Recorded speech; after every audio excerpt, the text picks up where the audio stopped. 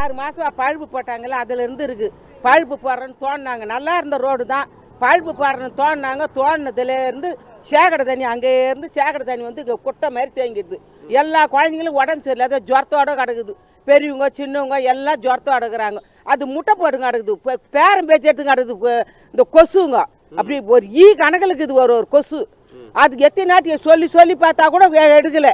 நாங்களும் எத்தனை வாட்டி சொல்கிறது, தண்ணி அப்படி குட்டை மாதிரி தேங்கிடுது. சேகடை தண்ணி தான் மொத்தம். அங்கே இருக்கிற சேகடை தண்ணி எல்லாம் இது பள்ளமாகுது, அதில் வந்து தேங்கிடுது. இல்லை பழுப்பாவது போடணும். அந்த பழுப்பு போட்டு கூட சஸ்பெண்டில் விட்டா கூட பரவாயில்ல, அதையும் போட மாட்டுறானுங்க. அவனுங்க இஷ்டத்துக்கு வரானுங்க, கார்பரேஷன் இந்த வேலை செய்கிறானுங்களே, பழுப்பு போடுறானுங்க. அவனுங்க பண்ணுற வேலை தான் இதெல்லாம். அவனுக்கு சரியாக செய்யலை. அம்பேத்கர் சாலைக்கு வந்து மாலை போட வருவாங்க, அவருக்கு பிறந்த நாளைக்கு மாலை போட வருவாங்க, லைன் கட்டிக்கின்னு வருவாங்க. ஆனால் இப்போ வந்து யாரும் பண்ணுறதில்லை. இப்போ மாலை போட மட்டும் வருவாங்க எல்லாருமே, எல்லா கட்சிக்காருமே போடுவாங்க.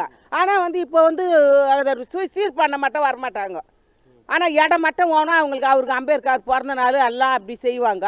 இப்போ வந்து அதை சீர் பண்ண சேகடை தண்ணினா இப்படியே போவாங்க. இதுலேருந்து இது வரைக்கும் சேகடை தண்ணி இப்போ 2 நாளாக காய் பார்த்தா ஒரு மாதிரி ஆகுது. இல்லைன்னா அது நல்லாவே இருக்காது. ஃபுல்லாக தண்ணி நீச்சல் லட்சம் தான் போகணும். இந்த ரோடு ஃபுல்லாக சேகடை தண்ணி தான்.